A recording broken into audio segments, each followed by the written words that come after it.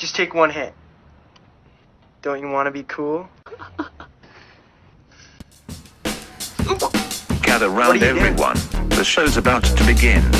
Turn on, tune in, drop out, this show's amazing. It's Super Lemon Haze, you know them boys always blazing. Put one in the air, fill your glass and get to raising. Kirkman praising, school flag waving. Chopping up the topics as they're choking on some chronic. Scott and Eric breaking it down like 21st century prophets. Eyes glazed and minds dazed, it's knowledge they convey. Roll up and consume the Super Lemon Haze. Super Lemon Haze. Going to ask you several questions. Super Lemon Haze. How do you feel? I feel like a slice of butter melting on top of a big old pile of flapjacks. Yeah. What do we got? Super Lemon Haze. Super Lemon Haze. That sounds much better now that you turned me up. We're always fucking around with these things. We got a special show today. I'm super excited about this. Yeah. Our next guest, I don't know. I feel like I know him, and I've never met him before. This is our guy. Steve, we're going to bring you in, my motherfucker. Let's just do it. Yo. All right. What's up, fellas? How we doing? What's going on, man? Hold on, let me fix the screen. I just got off watching your show. Oh, cool. How'd you like it? Was it all right? Yeah, it was funny because I've listened to a lot of Steve lately. Yeah. That's a good thing though. But I think I'm always behind on the YouTubes. But similar to what you always say, like I always try to show my support. But I'm not traveling anymore, so everything I do has to be in the home. And so it's like it's like a toss up between, all right, do I catch up on the KMS show? Do I catch up on the YouTube? Do I go on the fucking Twitter? Like all of this is entertaining shit, but there's no. Yeah. There's not much time for everything. Yeah, I'm lucky in the fact that with my work, I drive a gas tanker. Yeah. And so I go on like 2-3 hour drives. So I'm able to punch up a YouTube show and listen to it in its entirety. So I'm kind of privileged in that, right? In the fact that I'm able to catch up, pretty much as soon as it comes out. Whereas when I'm home with my kids or something like that, it's basically impossible. Yeah. How are you supposed to play a game with your kids and you're listening to any of the shows that you got to have your earphones in because you don't know what kind of words are going to drop while you got a 13-year-old around. So I understand that completely. It is tough. And there's a lot. The good thing about it is what Kirk and Steve have developed, there is so much content out there right now. Yeah. But the thing is, if you fall a couple days behind, you literally are screwed. That's my biggest problem. And I mean, it's worse now, like you said, Steve, with the quarantine, because, now I got and I've got an AirPod Pro, so it kind of like cancels out the noise. It's one of those newer ones now. So I can't even, if I'm not paying attention or listening, I could be like, I get lost and listening to a podcast or something. And then 3-year-old screaming and next thing I know, I'm busted. Yeah. You got to be careful. Yeah. The amazing thing is I'm jealous in that respect. It's cool. The amazing thing is, Steve, is that like everything to me, I guess, it's so entertaining. You know what I mean? So like that's what I was trying to say is like, last night I had just put the baby down, right? So it's like 9:30, and I get this I have this window of time between putting the baby down, doing the getting washed up, and then going to bed, and that's usually my Twitter time when I'm just catching up on what happens at the end of the day. Fucking 9:30 at night. Yeah. Have you guys listened to the show today? Did you guys catch up on the whole show today? No, let me finish the story real quick. But no, I'm too behind. See, that's the thing, because what happened last night is I fucking turn on the Twitter at 9:30 night, and in my face is a fucking 14-inch cock, white cock slapping around, and I'm like, what the fuck am I watching? Why am I looking at this? And I it's one of those things where I'm not one that searches for gay porn, but this is in my face. It went on for 10 seconds. I was like, oh, I hope no one sees me do this. And then I realized it's what the fuck. I'm then obviously it came from BA's account. Yeah. And I fucking texted him and I'm like, what the fuck is happening? And then I caught up on all that shit. Well, do you know what happened? Yeah, oh my God. Last night was a disaster. I know. It was literally, it got out of hand and it went from 0 to 100 so quickly. Let's fill in Scott real quick. Steve, if you wouldn't mind. Can you fill him in? So last night, Closet Case and Penis Head, which are better known as Quantum Week. And another yeah, show. I heard Kirk talk about okay, Quantum Week this morning. Yeah, so so I heard the references already. Yeah. But yeah, so they made a begrudging statement against Mariah Carey Mariah, okay, yeah, and her yeah, abilities, and all of a sudden, out of nowhere, Yeah. which I didn't even know these people existed, No, me neither. were hundreds. Yeah. of there's Mariah they were Carey fans. aggressive. I have seen they this were- on Twitter. Okay, yeah. Super yeah. aggressive, Yeah. and they just went at everyone, and that is for me laying in bed laughing and giggling like it was the best hour and a half, 2 hours. Seeing that blind prison Mike was turned into a rapist and is basically getting and him signing off of Twitter I'll see you folks. Yeah. This is gonna be bad. Awesome. The funny thing was, I'm sorry, Steve, you go. So it's 9:00 at night right now on Thursday, and I just I was gonna bust his balls. Quantum Week, Chris. I was gonna send him a message saying, "You okay? Have you found a hiding place yet?" Yeah. He deleted his Twitter account. He did, and I just saw that, and so someone posted a snapshot of it. I'm like, it didn't seem like. I guess I didn't think things escalated that bad. I mean, I guess it's like the numbers thing, right? Because I guess once they start tagging your name, that's it, right? Once you get hundreds of people tagging your name, then you're fucked. So I guess that was his only option was just he's gone. Kill it. He's fucking gone. He's dead. He died. And it makes me laugh. That stuff. He seems like a gent. I don't know him. Yeah, I don't either. He seems like a nice guy. He's the creepiest looking person I've ever seen in my life. But to see him resort to just running and hiding, that makes it makes. Oh, a couple of disparaging comments about Mariah, and it's over. Oh. Yeah, but the funny thing was, and this is where I was trying to get. It was who won, right? I actually think we may have been the underdog. No, I think they were the underdogs in that fight, and I feel like we fucking took an L. We took a big L. I don't know that So Kirk has about 100,000 listeners per episode. Yeah. He says on a number of times, maybe 15 to 20% are on Twitter, and there was a large majority that just don't have social media, that just listen to the show and move on throughout their day. Yeah. And I felt like we got fucking dwarfed last night. They were they came out, I was getting hit. Yeah. I said one thing. Yeah. And the next thing, my DMs are loaded with people saying I'm a racist bigot. And I was like, I'm half Puerto Rican, lady. What the fuck are you talking about? I didn't know what they to were do. fighting fucking dirty. And I feel like that's where we were the most unprepared, right? Because they I'm not telling you, within moments, gay porn, racist slur, everything, homophobic, everything under the bus. Yeah, I literally seen and I think this might be what you're referring to, Big Red, or he sent a message. Then the next thing you know, there's a picture coming up of some guy slapping his big old dick around, and I'm where the fuck did this come from? No, He just said that. Yeah. He just said Mariah Carey wasn't that talented. Cocks are coming out of everywhere. So that's, for me, that's the best kind of entertainment. I can laugh at that for hours. And it's fucking free, and it's just that's what I'm saying is there are moments where I don't know where I want to go. It's either go to the Discord, go to the Twitter, go to KMS. I'm just eating this shit up, and I find it so fucking funny. Yeah, it is. So It's hilarious. a good time. This is what, in all honesty, this is the kind of thing that has been around for years with Kirk, as far as just fun stuff like this. Sometimes it gets too personal. Sometimes it doesn't. Yeah. I think it was fun yesterday, but I could see where Chris, maybe he's never been involved in something like that, to where he goes in full panic mode. Yeah. And he just freaking says, "Fuck this! I'm deactivating my account and running." But this, in all actually, it's fun, man. It's fun. We're just having a good time. Yeah. Do you really think that a bunch of Mariah Carey fans are really gonna hunt you down?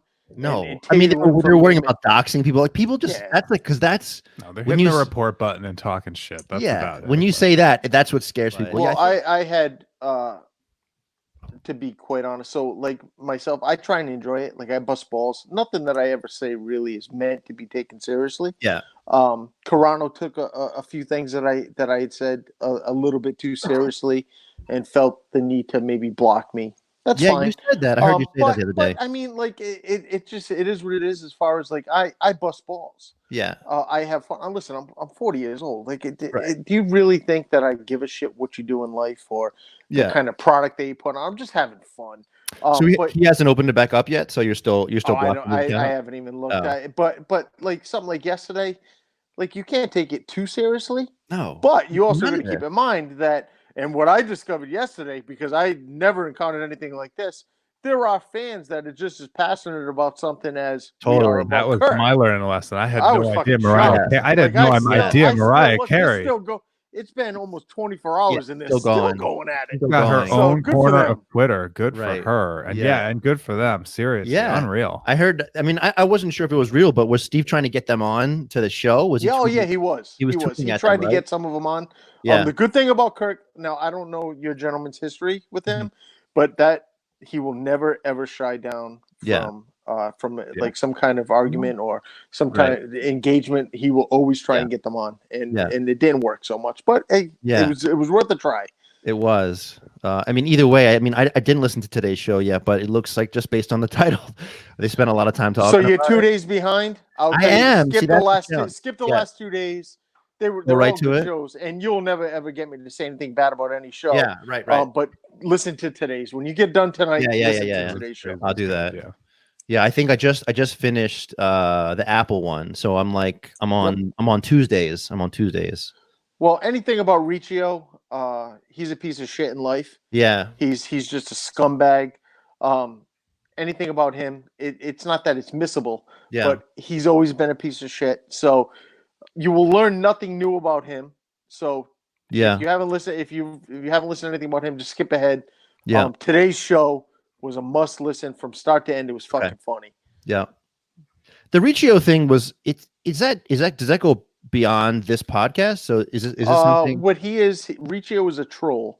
Yeah. He's just a fucking a person that his brother was Yeah. very successful in life. Yeah, that's He's what I hear. basically he's a piece of shit. Yeah. So he But was- tries to but was he he a tries to make factor- himself relevant Yeah. by just trolling people that are more successful than himself. Yeah.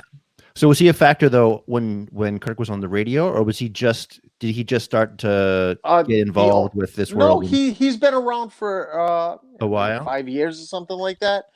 He's always went above and beyond what would normally be expected of someone that had a contradictory opinion about Yeah. somebody. Yeah.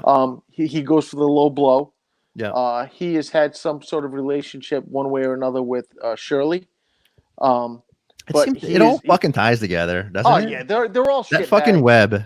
But he is just he's an unemployed Yeah. scumbag Right. that just goes for the low blow. Yeah. He tries to make himself relevant every now and then. Yeah. And then when people confront him with certain things, factual opinions, Yeah. he runs and hides for a couple months, and he'll come back. Yeah. He's a piece of garbage. He's the lowest common denominator. He's just garbage in life.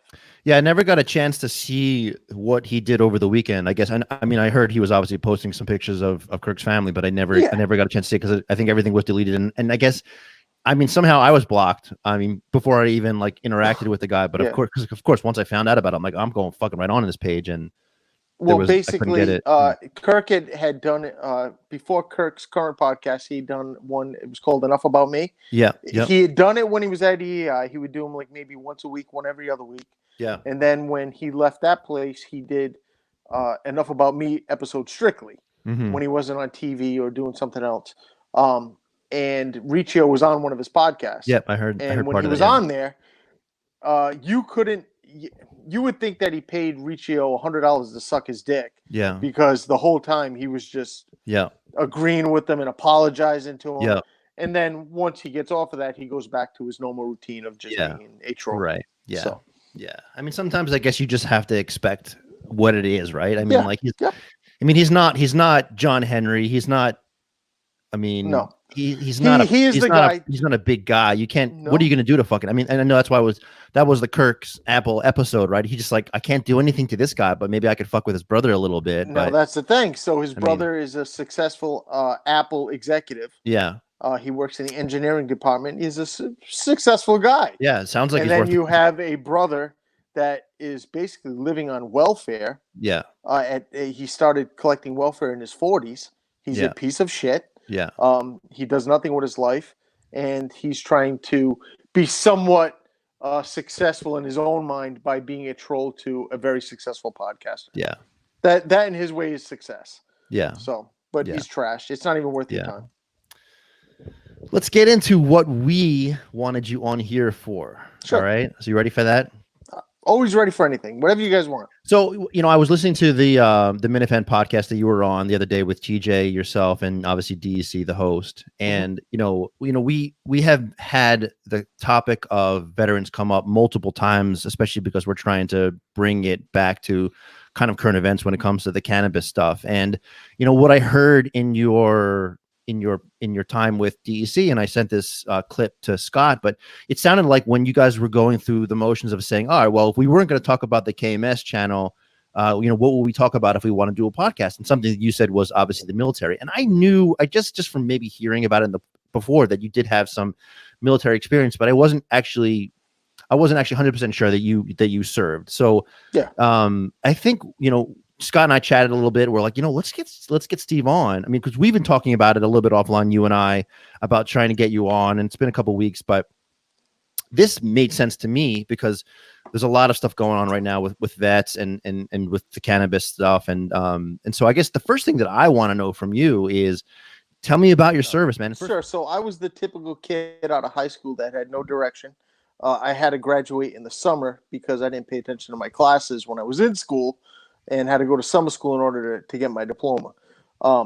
Was very little direction, so I joined the Marine Corps. I had a couple relatives that went in the Marines. Mm-hmm. So what year is this? 96 to 2000, I was in the Marine Corps. Okay.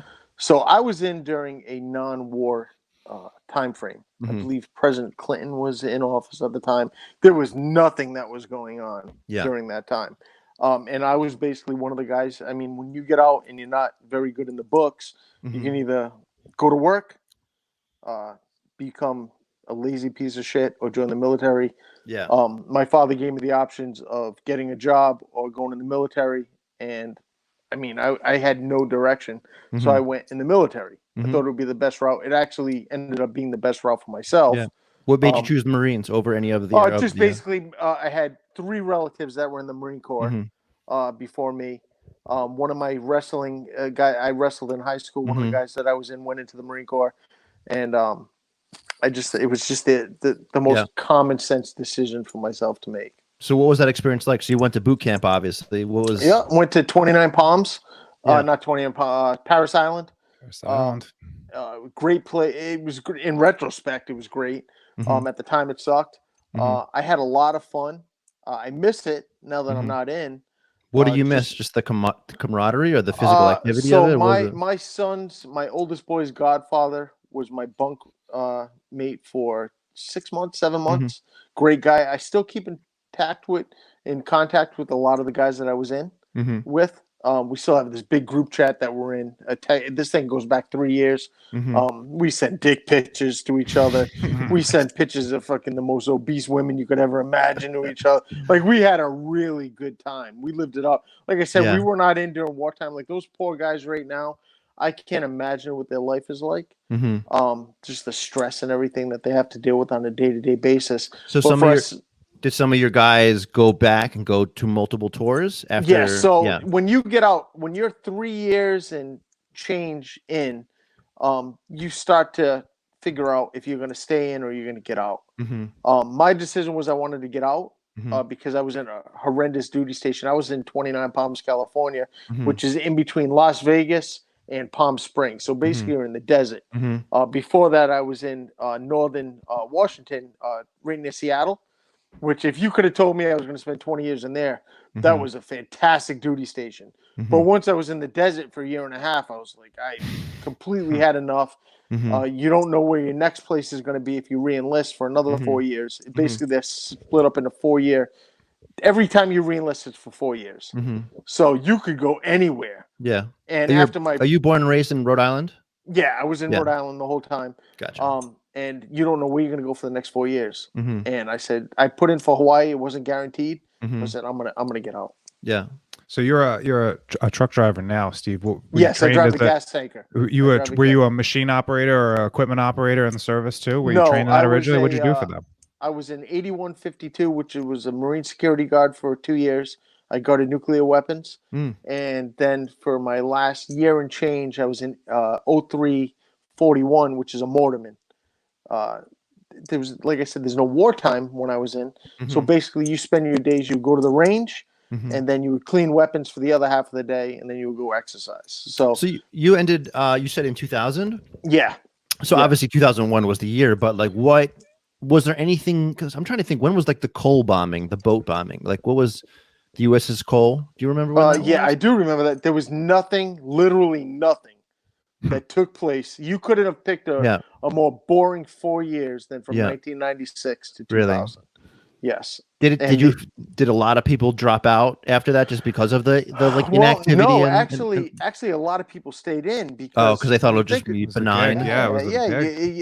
Think about it. So you don't make a lot of money. Yeah. When you're in the military, when you're single living on base, you do not make a lot of money whatsoever. Yeah. Supposedly the pay scale has advanced, but when you can you give us an example? I mean, what was it? I made $250 a week. Okay, I mean, so that's not. So I would get a check every 2 weeks for like $560 maybe. Right. I looked at my last pay. I was going through some paperwork because my oldest boy is getting ready to go to college. Yeah. And I had to get some paperwork to apply for some military benefits. And my last paychecks as a sergeant, which is an E5 with basically almost 4 years in, I was making just under $600 every 2 weeks. You don't make a lot of money. Yeah. But you have no expenses though, obviously, right? Or like very little, minimal expenses. Yeah. Right? So you get fed 3 times a day. You don't pay for your housing. Pretty much everything is provided for you, unless we used to go to Las Vegas a lot. So we would get fucked up, but there'd be 12 guys sleeping in a hotel room. Yeah. And like basically you'd be you'd be sleeping on one side of the bed, and on the other half of the bed there's some guy fucking some skank, and you gotta keep your fingers in your ear so you don't hear him. And you'd be like, listen, get this trash. I could smell it from over here. Get her out of here. So can I ask you, when you were doing the Vegas trips, were you guys going down as like Marines, or were you just like, fuck it, you're just going down as like kids? Like, what were you? We would go and just. So there was some guys that would wear like their. It's fucking embarrassing, but so when you're in the Marine Corps, everything has your name on it. So you basically your shirts have your name on it somewhere hidden inside the inside. Yeah. There was guys that would wear their underwear. They were tighty whities, and you see their name across it. You're like, what is this douchebag doing?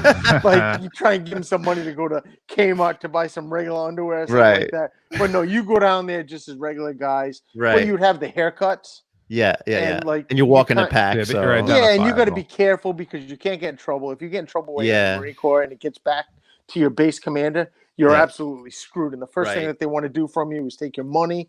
They want to take your rank and your liberty privileges, which is your time off, gets restricted down to nothing. So you're kind of careful, but you go and try and have as much fun as possible. But we got lucky a lot, whereas a lot of former Marines that we had been friends with would become cops in Las Vegas. Or in Los Angeles. We had a lot of friends. So we did enjoy our time a lot. We enjoyed ourselves probably a lot more in retrospect than we should have. But yeah, you always try and conduct yourself in somewhat of a professional manner. Right.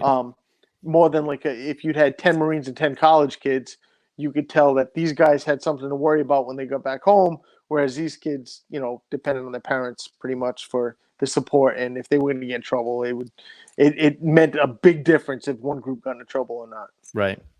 So you spent 4 years there, and what did you come out of there with? Like, what aside from obviously the friends and the bonds, what skills did you come out of there with that you thought that you could apply? What was the? You know what, man? To be quite honest with you, the only thing that I came out of there with, was maybe a sense of integrity. Nothing that I learned in the Marine Corps could be transferred to civilian life. Because the Marines are basically built on the fact, unless you're admin. Yeah. I mean, what are you gonna be? anyone that repairs a Humvee could maybe become a diesel mechanic. Yeah. But a mortarman, I don't see very many civilians walking around with 81 millimeter mortars on their back. No. You're not playing there's with not a grids. lot You're of not playing with grids, little computer Yeah, grids, and trying to yeah. find like There's battleships. There's not a Steve, lot of no? forward operators that are just walking around. I mean, maybe surveying. Yeah. I don't. There's not a lot counting that, meters and clicks and yeah, things. Yeah. There's not a lot of stuff that transfers. And the other branches there are. That's why, you know, if any people that I know, their kids are talking to me and they say, I want to go in the Marines, go in the Air Force or the Coast Guard or something like that. I tell them to always find a branch that they can get a job that transfers into something that they can go into civilian life with. So what's the mentality of a person that goes into the Marines then? Like, is it just to fucking like be the toughest guy there? Like, what are you getting then from that? Like, who would you advise to go into the Marines then? Someone that I'd met a lot of guys in there, a lot of guys that didn't have family or very limited amount of family. Yeah. Guys like myself that didn't have a very good understanding of how important education was. Because you can make a living out of it. You spend 20 years. There's guys that, so I am 40 years old now. There's guys that got out at 38, 39 years old that have some sort of retirement after, and they're in the young, they're still in the early part of their lives. Whereas maybe if they had went into the civilian world right after high school, they would be, it's not to shit on anyone, but maybe they would have a very low level job to which they wouldn't accomplish a lot in their life. And so I got a lot of integrity out of the deal. It matured me very quickly. I was lucky enough to where I moved up the ranks pretty quickly. And in E5 in 4 years is pretty good. There's only 9 ranks in enlisted. And I was in E5 out of 9 in 3.5 years. So I done well that way. So it gave me a lot of responsibility, a lot of appreciation. But then when you get out, the thing that I always tell people, if you go in the Marine Corps and you don't specialize in something or any branch of the military that can support you when you get out, you're pretty much just like a kid out of high school that maybe has a little bit of life experience. Yeah. Is it a son or daughter going into college? I have 2 boys. My oldest is he's going to be a nurse practitioner. He got into a 6-year program to be a nurse practitioner. Yeah, so he does well. He's the exact opposite of me. He's a very big kid, great sports player, and very smart. So good for him. It's actually field to get into right now, I'd say as well. I looked into that. Demand. I don't think he'll be looking for work anytime soon. Is my guess. That's the best thing I told him. You know, I don't want you to go to school to be a major in like graphic design or art or something. I think we all want as parents to have our kids have a better life than ourselves. Yeah. So when I'm working 60 hours a week to make a couple $1,000s, I would, and I FaceTime them all the time when I'm standing out in the rain making a gas delivery or it's snowing on me. And I'm like, you guys can either go to school and live a normal life where you get up at 8 in the morning rather than be at work for 2 o'clock in the morning like I have to be, or you can just do like I did and be fucking lazy and stupid and try and chase around girls, and you'll end up doing my sort of life to where you're always tired, you're always drunk, and you're pretty much regretting every decision that you ever made in your life.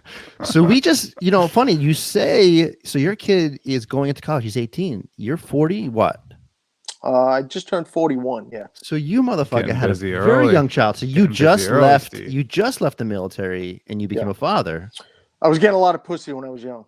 I've seen that picture in the beginning of your intro. Really good, you're ripped, man. I hit the wall.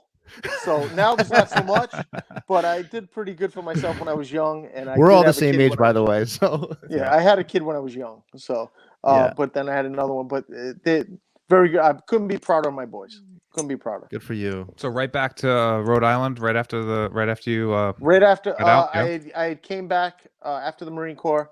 I was going to be home for a month, and I was scheduled to go out to Kitsap, Washington. I was going to be a sheriff.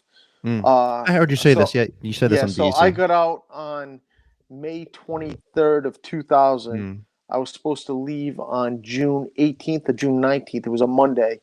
My father died on Father's Day of 2000. Jesus. So I had called up and requested to report late to the academy. It was a no-go. I got pushed to the back of the line, and I would have had to wait another year. So within that time frame, I decided it would be a really good idea to get a girl pregnant and pretty much all the decisions got thrown out the window. All my plans got fucked.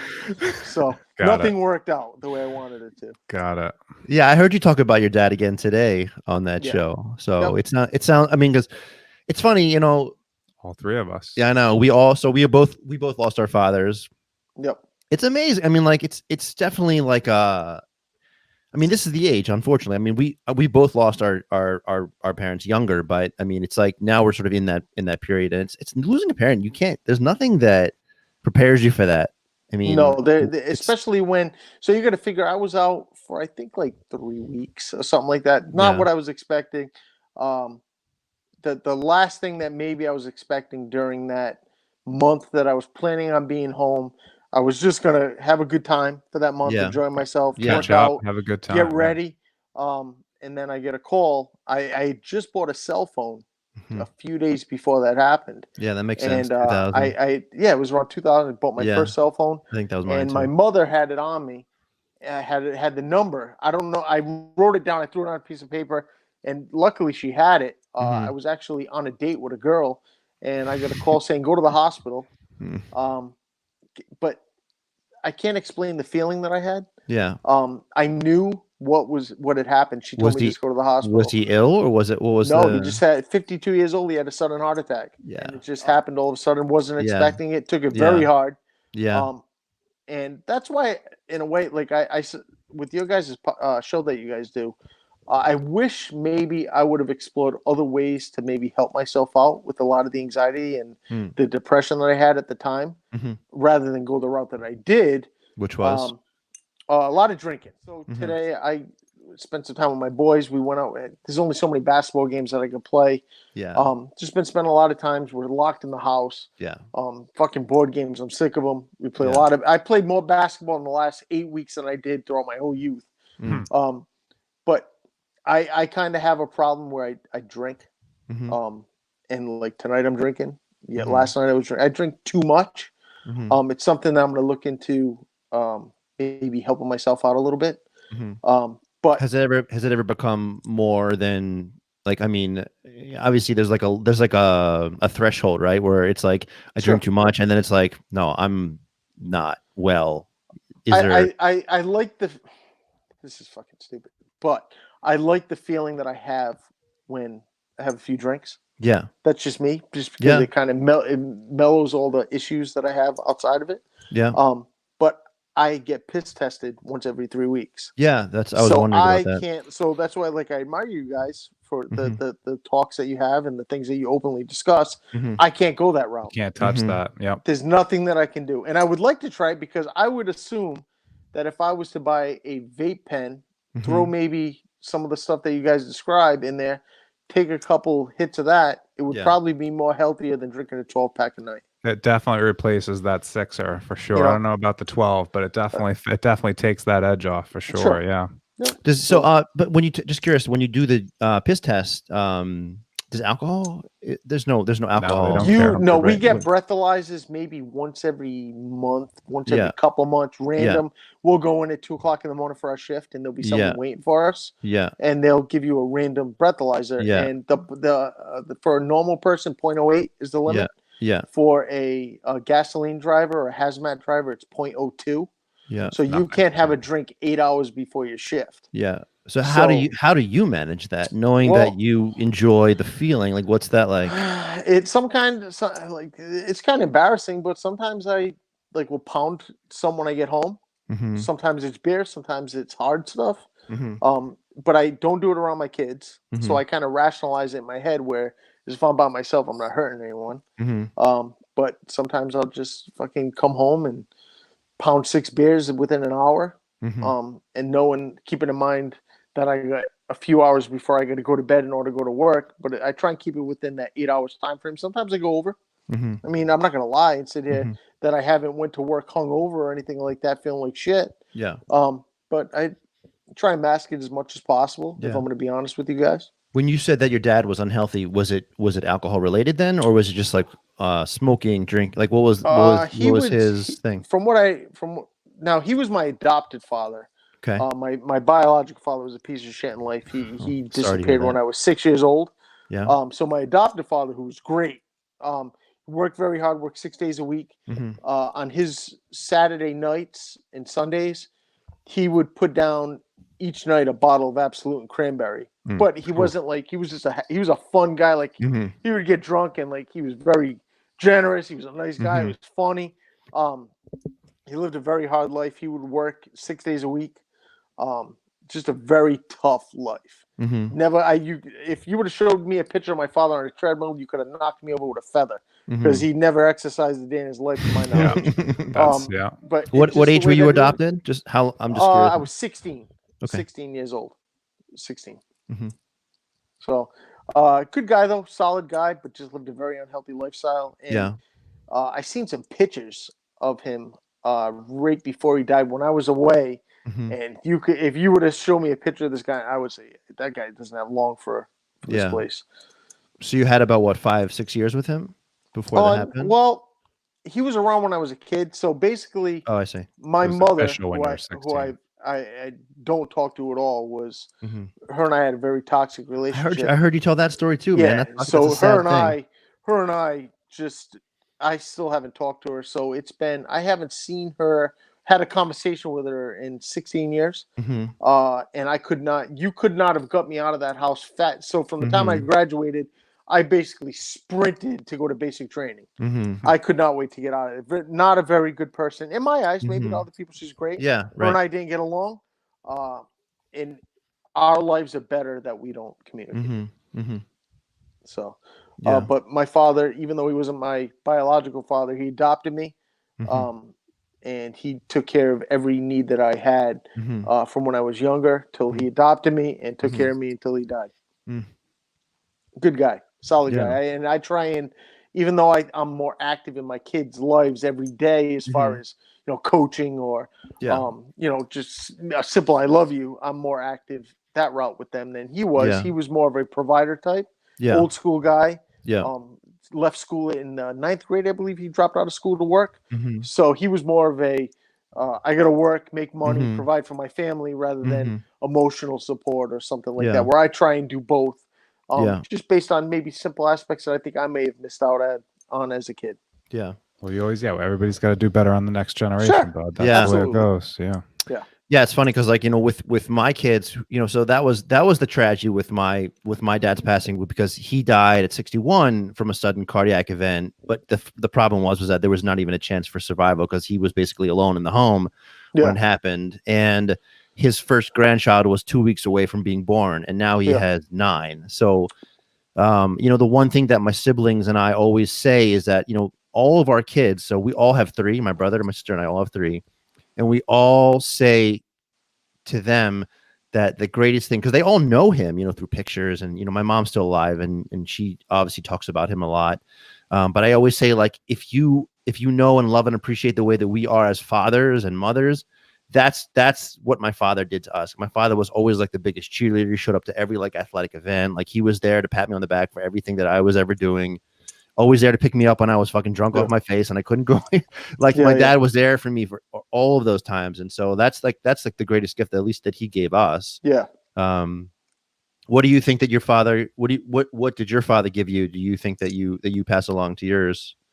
Well, I got into a lot of trouble when I was in high school, a fucking lot of trouble. And he's, I'm not going to shy away from it. He's bailed me out of jail. I thought it would be a good idea. So my neighbors were selling their house and they moved to Florida. So me and my buddies were looking for a place to get drunk one night. And I was, I think, a senior in high school. And I thought it would be a great idea to have everyone over at my neighbor's house. And we found some fire extinguishers. We fucking just beat the shit out of this house. I was the only one that all my friends were 17. I was 18. Yeah. Cops come. They took the adult. Yeah. And I'll never forget. So my father came in the jail and I was begging them not to let me out. Literally begging them because I knew it was going to happen. Right. And he's driving down the road, punching me. Yeah. And driving, never skipped a beat. He was literally perfect, stayed within the lines. And he was just kicking the shit out of me. But he forgave me. Yeah. He after that beating, he never held it against me. Yeah. He let it go. And so with my kids, I always try and live by the moniker of, they're going to make mistakes. I made plenty of mistakes, and I just try and forget about it and move forward. Yeah, that's exactly it. That was always the message, at least from my dad too. It was like, dude, if you're fucked up, call me. You're not gonna get in trouble. Like, I'd rather you be home, thrown up in my fucking bathroom, than you driving and getting in a fucking car wreck and die. Like, well, the best part about it was that I found out it was like 2 weeks after I had gotten in trouble. So we were like I said, we were next door. We were listening to fucking house music. We were having a great time. The person that called the cops was my fucking mother, not knowing that I was the one that was next door. Nice. Awesome. She's the one that called the cops on it, not knowing I was there. So it was funny. Excellent. So just let's bring it back to what you were saying before. So it's been what, 20 years since do you consider it like self-medicating? Are you just trying to like? Well, I don't drink all the time. Recently, more or less, I'm worried about my son's college bills. Mm-hmm. I'm trying to not have him take out a loan. Mm-hmm. So we've been saving for him. The both of us, Mm-hmm. him and his mother and I, have been Mm-hmm. saving for him since really putting an effort into it since he was about 10 years old. Mm-hmm. Nice. But when you start to see the prices, Mm-hmm. so the school he's going to is $16,000 a year. He doesn't want to live there. Yeah. It's within driving distance. Yeah. So he got a $7,000 a year scholarship. Great. So it's going to be $9,000. Okay. Well, we have 2 years saved up for him. Yeah. I want to try and save the other 4 years for him without him having to take out a loan. Mm-hmm. It's a lot of stress, Mm-hmm. and I think about it a lot because I just see some of his friends that graduated already. They're 1 year in, they're $30,000 in debt. Yeah. And how do you recover? Yeah. I'm thinking about it. So I'm projected 4 years down the line. Yeah. These kids are going to get out with $100,000 in debt. When I got divorced, I'm not shy about it at all. There was my first 2 weeks when we sold our house. She had a house that we had bought for her. I think I was a little bit too much thinking about my kids' opinions. Yeah. And we bought her a house. Mm-hmm. And for the first 2 weeks that we sold my house, I lived in my truck. Mm-hmm. And like it was embarrassing. It just it was what it was, and I was fucking. I had no money. Yeah. I had to save up to rent an apartment before I bought a condo. So for 5 years, I was literally living on nothing. Mm-hmm. And my child support is $400 a week. Mm-hmm. It was a daunting task. Mm-hmm. And I don't want my kids to ever go into a situation to where they're worried about their paycheck on Friday, which they might fuck up when they get older. Yeah. But I would like to set them up to where when they get out of school, the Yeah. most important thing to them is choosing which place they want to work at. Yeah. Yeah. So I think about it a little bit too much than I probably should. Mm-hmm. No, it's valid. I'm a product of I put myself through and took out the loans and then had to deal with debt in my 20s and into my 30s. And it's nice it would be amazing. It's a pipe dream for me, in my perspective, to not have come out with that kind of a debt, to just even be at even, just to be at even is amazing in this day and age. So cheers to you for that. Yeah. So did you so that's the stress that hangs over you? Pretty much. That's all I have for stress. Yeah. It took me 5 years to pay off all my debts. Mm-hmm. And I mean, I would attack one bill and move on to the next one. It literally, like, when I mean lean fucking times, and I'm not shy about it. Like there was periods of time where like I would have to choose between paying a bill, being able to go on a date with a girl, or you know what, I'm gonna sit home and jerk off and make sure that my bill's paid. Like there was some shit times. I probably now I wish I had lived like that when I was younger, rather than worrying about making sure my kids had a huge backyard and that they had 2 bathrooms. If one was shit and the other one could piss in the other one, I worried about the wrong things. Yeah. So now I think it definitely prepared me to be able to give good advice to my kids. Yeah. But that is the only stress that I have now. That is literally the only thing that I have left to worry about, is making sure that I provide for them pretty much Yeah. all the money to get through school without worrying about cracking a huge Yeah. nut at the end of the day. Yeah, Yeah, I'm bummed that we can't manage this. We can't give a good diagnosis and a prescription for our guy. Because yeah, we talked about this for a while. I did a good deep dive on this. Yeah. Like, obviously, I wasn't trying to. I mean, the obvious is that you can't prescribe marijuana to a truck driver. That's the way that goes. But Yeah. I did start kind of looking around a little bit more. And I got on the the DOT.gov website and just kind of looking at stuff for transportation. And I mean, even CBD, they won't they won't endorse it because it's not a federally regulated. It's not regulated by the FDA. So if it's not regulated by the FDA, they could say, listen, you got to worry about cross contamination, even if they claim it's not a cannabis product. If it contains THC and it has THC in it, and he tests positive in a test, you can't claim that I was trying to take CBD like that. It says very specifically on the site, this is not an excuse. Yeah, basically. it's like I have earlier tonight before I seen you guys, I was at my uncle's house. We make wine. We make a lot of wine, and we were bottling wine tonight. Nice. And I was talking to my uncle, and I didn't know this about him. I'd never asked him, and I told him I was going on with some guys. He said, "What do they talk about?" I was like, "Well, they fucking said, weed." If I'm going to be honest, they talk about weed. And he goes, "Well, I just tried an edible for the first time." Whoa, nice. Okay. And he said that it was the most fucked up he had ever been. Yeah. But he said, I woke up the next morning, I felt great. Yeah. Cool. And I was like, well, that's great. I can't fucking do it. I'd like to try it. Maybe it would get rid of some anxiety or whatnot. Yeah. But he said he took a full one, and I was like, I heard you're supposed to take a half one for the first time. I mean, I guess it depends on the milligrams. But is he a smoker in general, or just no? He doesn't. So this was his first sort of experience. He has smoked it in the past. He doesn't do it a lot, right? But he said I was. He likes tequila. And he said he was into some tequila. They had like a social distancing party at his house. There were just some people around. With tequila involved, eh? My poor old aunt, who's in a fucking wheelchair, they wheeled her in the next room, and they were having a great time in the kitchen. Move her on the side. And someone gave him a fucking edible, and he said he was just destroyed. Awesome. But he said he woke up, he felt better than ever. Yeah. And he said, I want to get some more of them. I said, you should probably do some research into them before you decide on what you want to do. But he could not talk more highly about it. As a scientist, because I do work in clinical research, I have always known that there has been some literature that supports a lot of the health benefits to cannabis. And, for me, a person who has suffered from, stress and anxiety and things, and I have been medicated for a while. I have gone through those, therapy, blah, blah, blah, whatever. And for months now, with his advice, I have been using this regularly. And I don't know, man. I mean, like, we're in a pretty stressful time. I mean, but I can honestly say that there's something about it that has helped me get through this time. And I and again, my wife will say this, like, with her feet to the fire, but like I am a different person. And so again, like, I wish we could sort of give you some helpful feedback. Now that said, and that said, topical. So like what we hear about on Kirk's show, the Omax, those guys that are sponsoring Barstool and kind of trickle into some of the Kirk ads. It sounds like that topical.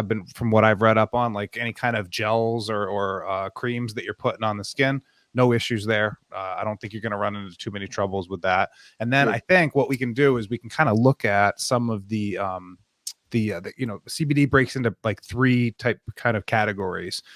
Basically, like a lot of THC, broad spectrum, which is kind of like in the middle, which is like a little bit of THC, and then straight from like the hemp plant, which is like a different species. It's not the actual like cannabis plant, so to speak. And a lot of companies claim to pull from that hemp plant.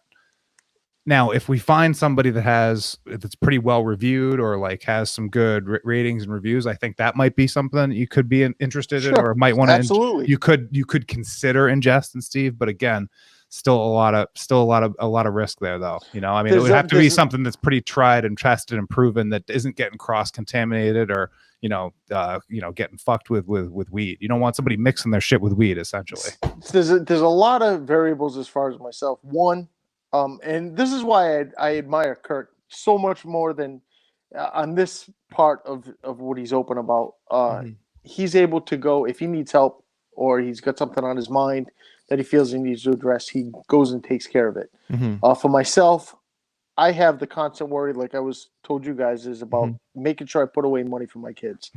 If I was to say I need to disappear for 2 weeks, guys, like I need to address something, I would have in the back of my mind, all right, I'm helping myself, but at the same time, I think I'm affecting my kids. I have this constant worry about saving $200 a week per kid for college. That's never going to go away until they're done, until they get their cap and gown. That's a discipline. That's a discipline now, though. I bet. Yeah. My work, any sort of failure on a piss test, it's a death sentence as far as DOT is concerned. They don't give second chances. They take 2 samples of the same urinalysis. If you fail, you're done, and you're not going to get hired. Rhode Island's a very small place.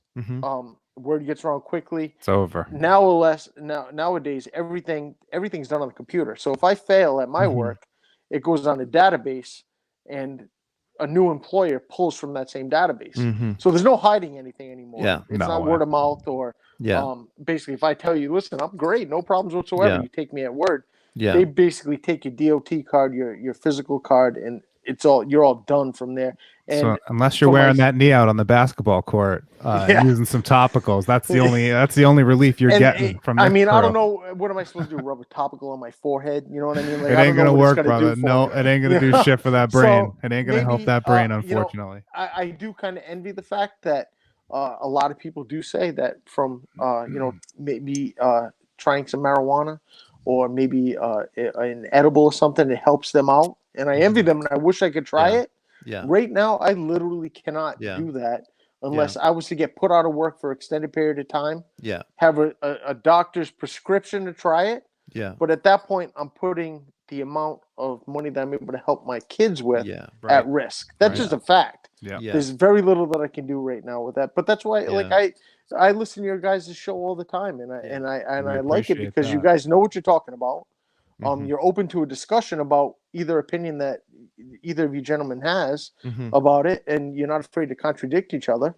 So I mean, I really enjoy it. I really do. Thanks, what's the retirement clock? What do we got? I know you got it down 25 years. Oh, it's still going. Okay. I got a long time, man. All right. Like I said, the day that I retire, I'm getting a bag of cocaine. And I am gonna go. We're gonna do it. We're gonna do it. Nice. I'm gonna try it. Well, you're only 40 minutes away, so we should all do it together. Absolutely. So you can wheel me up there, and I'm gonna get fucked up. I'm gonna buy an 8-ball for myself. This is a retirement gift. So I just want to ask a couple questions real quickly. I know you have a 30-minute cap on yours, but you typically go an hour. We always go over and fuck up. I don't fucking care. I don't give a shit. But I hope you've been having a right time with us. Yeah, it's a great time. So I messaged you this, but so do you know anybody's in the that have served or that are continuing to serve that have suffered from some of the PTSD or any of those things that that we are all very concerned about?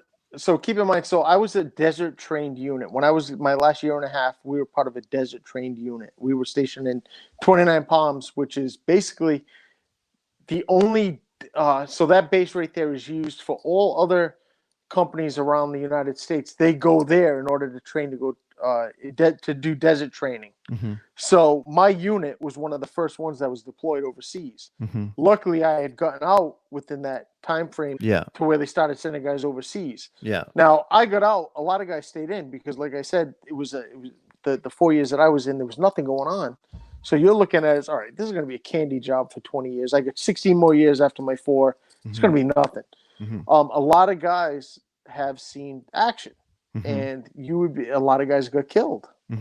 There was this guy Walker that I was in with that lived a couple rooms over from me. He got killed. And a lot of guys were overseas with him when that happened. And I talked to them on Facebook. I'm not going to lie to you and say, oh yeah, I reach out to them all the time to see how everything's going, but it affects them.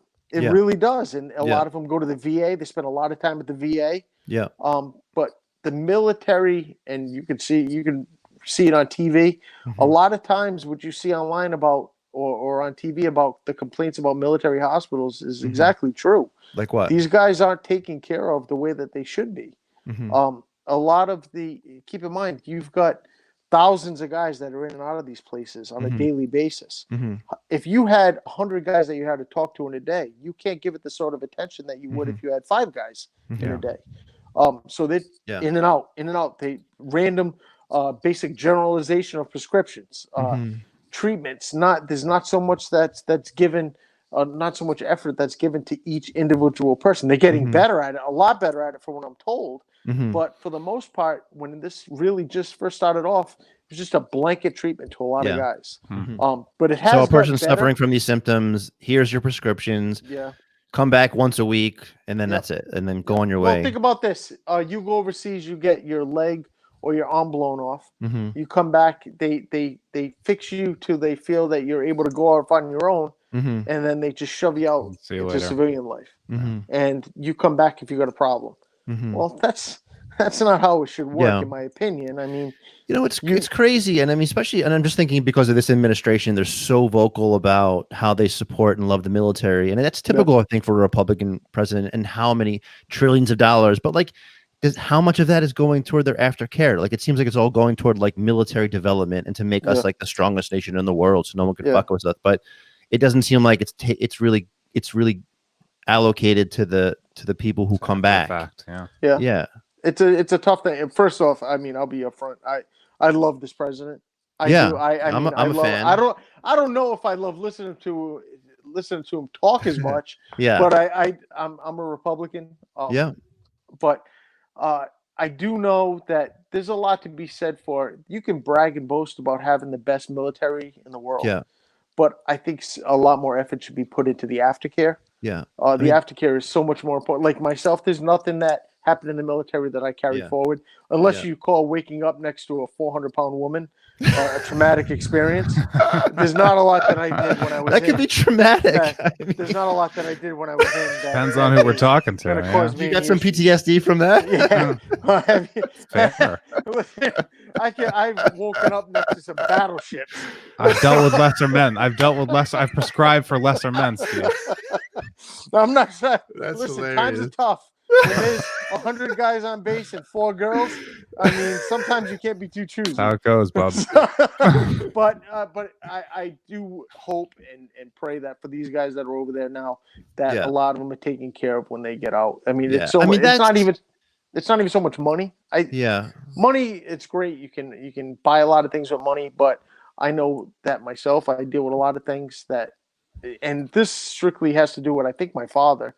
I never went and sought a lot of professional help.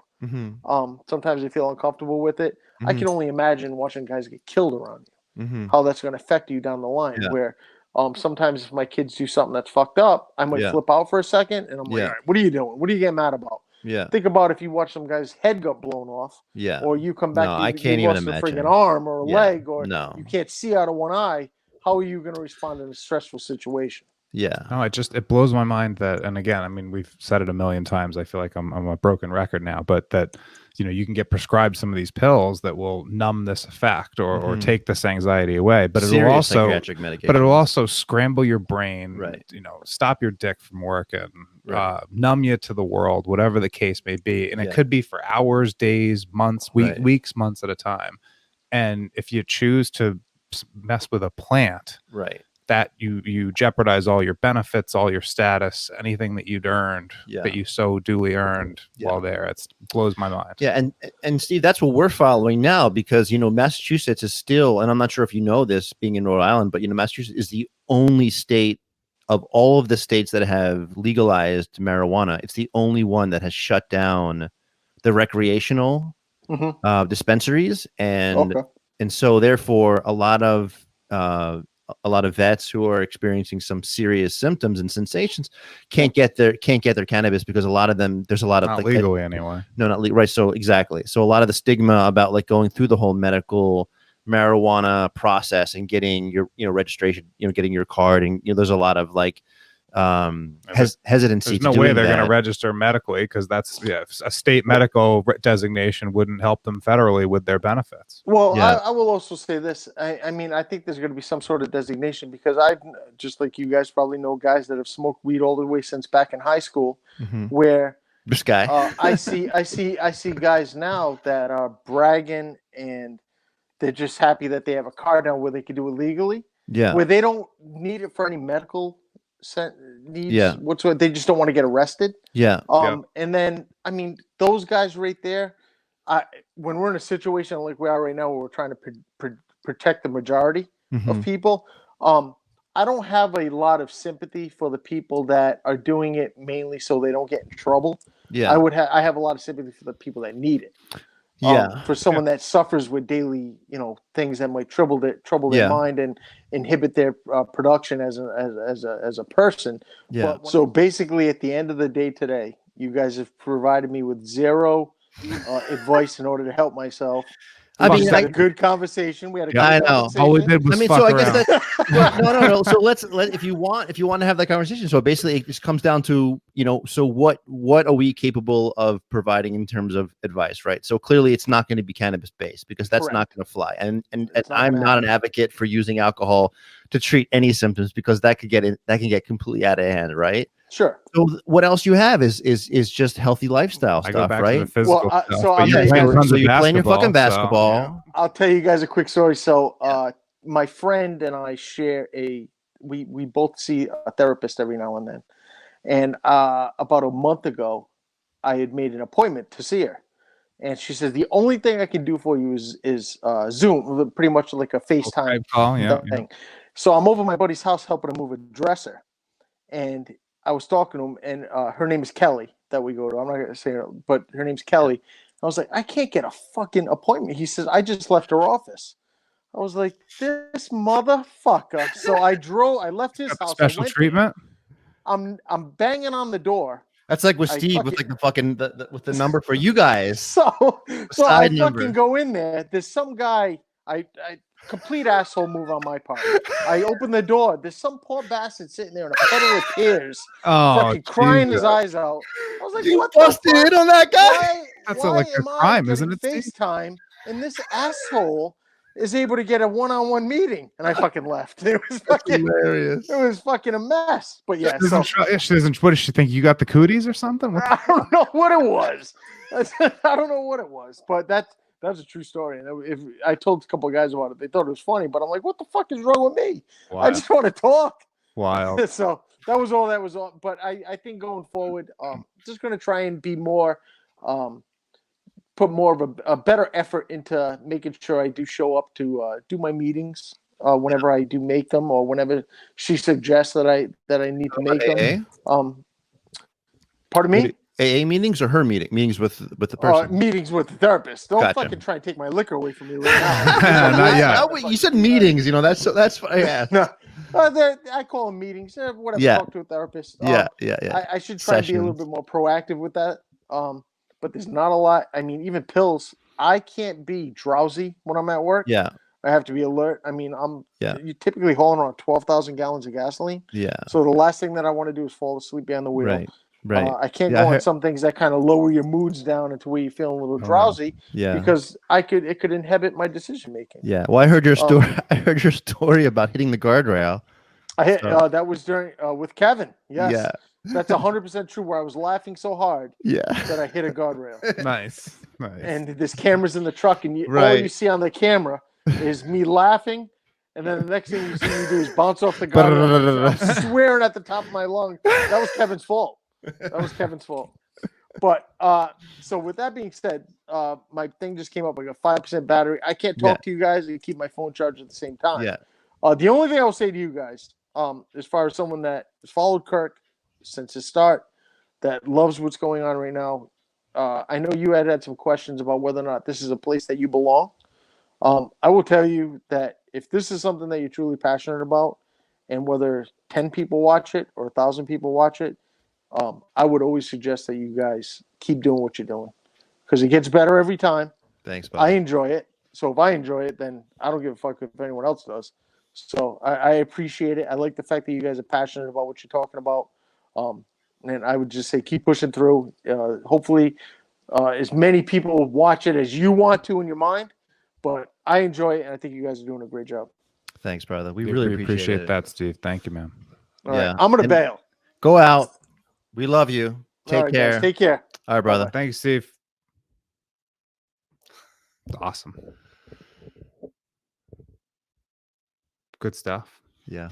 Love that he I mean, it's kind of an interesting one where we can't necessarily get what we want out of a diagnosis. It's like wait till, it's a good it's almost like a good headline grab, like the guy that comes on Super Lemon Haze that can't be diagnosed on weed, I mean, we were just saying is like, what else can we offer? Is just like you just live a healthy lifestyle, right? I mean, like the only other thing we know what else you can do. It's just, so you can see a therapist, you can get lots of sleep, you can eat well, you can exercise. And if we had more time, and I'm sure he'll hear this in a few minutes, in a little while when he wakes up and he's driving the truck at an ungodly hour, is I would throw out there that there's time to come here, motherfucker. Come here, Duke. Come here. The only other thing I would say is come over here. Is chance you can wake up a little bit earlier and get a little cardio in, or get a little workout in, work the routine, something like that. But that would be the only other thing, and that's a shitty thing to add. It's a shitty suggestion at the end of the day. But I mean, gives a little routine, a little bit extra routine of things. He's talking about not being drowsy on the job too. Get that hour of 45 minutes of like getting that heart rate up before you go into the job. Yeah. I mean, for him, that's probably getting up at fucking midnight or something horrible. Like, I don't even know what that equals, but that'd be the only other thing I would throw out there, or find a spot where you can, get that little bit of exercise in or something like that. But yeah, I mean, there's obviously always the meditation piece too. So that's another thing. It's almost like therapy. Like a lot of guys are adverse to taking some of that advice, doing meditation, like meditation or yoga or something like that. Like that shit helps. I know it does. Yeah. So some of my best times, some of my best, like happiest Sunday mornings have been after some yoga for sure. And I know that sounds pretty cheesy too, but it's for real. Yeah. Quick shout out to Erica Nardini, man. I'm fucking loving her new podcast, and she's been promoting her running club. And just because of the 5K coming up, I decided to buy some gear. So I got my Erica Nardini, Nardini running club hat. So loving that podcast. Strategic as hell. Very business focused. Love it. We have our new profiles coming out this week. So our patient profiles. So it's starting tomorrow. Actually, no, when you see this, already out. This, right? It'll be already out. But catch up with those. Everyone, peace. Thanks for listening. Super Lemon Haze, motherfucker. What is this? Is it over? We're running out of time. I don't want to hear your excuses. No, it's not fair. Where'd all the finals go?